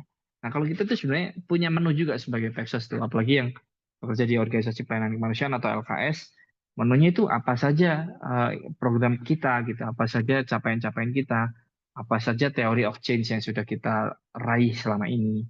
Itu bagaimana terkomunikasikan, tervisualisasi apapun bentuknya, video, foto. Oh, itu penting banget gitu. Mau dia dalam bentuk brosur itu penting banget. Tapi paradigmanya bukan paradigma promosi saja ya, tapi lebih ke menunjukkan capaian atau dampak yang sudah terjadi dari intervensi kita. Jadi membuat orang empati itu bukan karena kasihan atau ya atau sedih gitu, tapi membuat empati karena terinspirasi. Ternyata intervensi kita itu menghasilkan perubahan yang cukup signifikan sehingga orang terdorong, aku ingin ikut mendukung gitu, mau dia individu ataupun lembaga. Nah itu terakhir, semoga menjawab ya. Jadi harus melepas ego sektoral juga. Jadi memperbaiki menu katalog ini yang sering saya nasihatkan ke kawan-kawan yayasannya. Seringkali mereka tuh bingung caranya gimana, tapi mereka ditanya mana katalog programnya gitu bahasanya, menunya. Mereka bingung gitu. Nah itu masih scattered. Ada kok fotonya, tapi belum teramu dalam sebuah dokumen yang apa ya? Kalau sekarang mau yang terkomunikasikan dengan baik dari sisi bahan. Gitu. Terus yang terakhir, apakah ada formula untuk lembaga yang sudah ada seperti Basnas ataupun yang lainnya bisa berbagi peran? Ini sebenarnya ini udah ada ya, setahu saya. Apalagi Basnas kan institusi yang lahir dari negara. Jadi ada beberapa forum-forum yang bisa dimasuki. Nah ini sayangnya, ini mungkin otokritik untuk kita ya sebagai pegiat di dunia sosial. Di Indonesia ini terkotak menjadi dua rumah besar menurut saya. Ini mungkin mohon maaf apabila ada yang kurang sepakat gitu ya. Ini dialektika intelektual lah ya. Saya melihat ada dari sisi lembaga yang bernaung dalam dunia sosial, contoh di Kemensos gitu ya. Ada juga lembaga yang sama sebenarnya, tapi bernaung dari Kementerian Agama misalnya atau Basnas. Karena memang dua motivasi dua akar sejarah yang berbeda. Yang satu motivasi terkait meregulasi syariat agama. Yang satu sisi kita berbicara kesejahteraan sosial yang memang sebagai dari sejak awal negara ini berdiri itu menjadi syarat utama. Jadi lembaga-lembaga di bawahnya pun itu kadang sometimes ya saya merasakan belum seirama karena dari sisi contoh forum-forum perkumpulan antar lembaganya itu beda-beda gitu. Yang di sini ada forum ini, yang di sini ada forum ini. Seandainya kekuatan ini disatukan, saya sepakat tadi. Kalau kita musuh kita sama-sama berbicara soal kemiskinan, apalagi di Islam juga atau di agama yang ini tadi itu juga untuk pengentasan kemiskinan, apalagi di dunia Pexos juga pengentasan kemiskinan. Rasanya ini udah cukup gitu ya untuk menyelesaikan masalahnya. Jadi paling itu yang hari ini kita belum bisa menjawab ya ini kenapa seperti ini gitu. Tapi sinergi di lapangan itu sudah bisa dilakukan sebenarnya. Sudah banyak lembaga filantropi LKS yang berinteraksi dengan Basnas di daerah-daerahnya mendapatkan pendanaan ada gitu ya. Karena kan dana Ziswaf kan ada infaknya tuh, infak umum yang cenderung lebih luas gitu. Kalau zakat kan mungkin dia terpaku dengan asnaf gitu barangkali. Sedangkan ya itulah dari sisi mekanisme pengelolaan dananya pun berbeda-beda. Ya sebenarnya formula persis saya belum bisa menjawab ya bagaimana, tapi tiap daerah memang pada akhirnya ya komunikasi dengan modal sosial tadi atau mungkin punya koneksi politik, koneksi apa ya apapun itu yang dimiliki networknya itu mungkin bisa didaya gunakan. semoga menjawab rekan-rekan, Bapak Ibu, rekan semuanya. Mohon maaf ini apabila ada yang kurang berkenan gitu ya. Karena masih belajar juga nih saya gitu ya. Walaupun saya sehari-hari memang berbicara soal sosial gitu ya, cuman masih belajar juga ini di Poltek ya. Mohon bimbingannya semuanya. Paling itu Fatia. Ya, baik. Terima kasih Kang Afif untuk jawabannya. Sangat bermanfaat sekali bagi kita semua. Dan terima kasih juga kepada Ibu Bapak yang telah bertanya dan aktif berpartisipasi pada kegiatan hari ini. Nah, mungkin karena tadi mungkin ya Ibu Bapak sekalian menanyakan mengenai absensi, mungkin nanti absensi akan dikirim ulang melalui grup yang Ibu Bapak ikuti yang memiliki informasi sekolah inovasi gitu ya. Nah, mungkin untuk yang selanjutnya, apakah dari Kang Afif ada closing statement terlebih dahulu mungkin ya? Iya, paling closingnya ya, saya meyakini tadi dunia kita ini memang akan terus dibutuhkan gitu. Banyak ilmuwan mengatakan di secanggih-canggihnya perubahan yang hari ini terjadi, dunia kita sebagai Pexos ini akan terus uh, eksis gitu ya. Artinya kita punya peran dan ruang. Ya semoga ini forum-forum seperti ini bisa menjadi apa ya, penyemangat buat kita saling belajar, saling ya mengupdate kapasitas diri gitu sehingga tadi seperti yang saya kembali lagi mengutip pernyataan Pak Edi Soeharto, pengalaman kita dalam memberikan pelayanan itu bisa terus terupdate gitu ya. Jangan sampai kita terjebak di zona nyaman di pengulangan-pengulangan gitu. Dan ya semoga uh, sekolah inovasi Pexos ini bisa terus eksis dan membawa inspirasi buat Pexos dimanapun berada dan bisa sama-sama berkontribusi dan bawa manfaat seluas-luasnya. Tidak hanya kita di dunia, semoga bisa jadi bekal kita sampai setelah meninggal nantinya. Mungkin itu sebagai penutup. Mohon maaf apabila ada yang kurang berkenan. Saya kembalikan ke Pak Fatia selaku moderator. Saya akhiri dengan salam. Assalamualaikum warahmatullahi wabarakatuh. Waalaikumsalam Waalaikumsalam warahmatullahi warahmatullahi wabarakatuh. wabarakatuh. Sukses selalu, Baik, Habib. ya, Keren. amin. Terima kasih Kang Afif yang sudah memberikan closing statement-nya. Mungkin di sini Fatia selaku moderator izin untuk memberikan closing statement juga dan sekaligus kesimpulan tadi setelah diskusi kita dan materi yang telah diberikan oleh Kang Afif. Jadi pada intinya inovasi sosial di lembaga filantropi ini berfokus pada solusi kreatif dan berkelanjutan untuk masalah sosial melalui pendekatan interdisipliner, menggabungkan ilmu sosial, manajemen, dan kewirausahaan. Lembaga filantropi juga mendanai dan mengelola program sosial untuk dampak yang scalable. Nah, ini juga memiliki banyak sekali program ya Ibu Bapak sekalian dan pengelolaan sumber daya yang luar biasa dan mempersiapkan banyak sekali solusi efektif dan inklusif bagi tantangan sosial. Nah, mungkin untuk penutupnya Fatia punya pantun. Mungkin nanti boleh dicakepin. Oke, yang selanjutnya adalah pantunnya adalah mau pergi dengan Kansa, ternyata ketemu Juju Hamdani. Bersama dengan kita bisa menuju masyarakat yang madani. Mungkin itu pantun yang bisa saya sampaikan dan mohon maaf juga Ibu Bapak bila ada kesalahan ataupun perbuatan dalam kegiatan hari ini. Saya moderator, mohon maaf dan terima kasih banyak. Dan untuk absensi mungkin nanti akan dikirim lagi oleh pihak Sekolah Inovasi ke dalam grup-grup Bapak Ibu sekalian. Mungkin itu dan terima kasih banyak. Saya tutup dengan wassalamualaikum warahmatullahi wabarakatuh.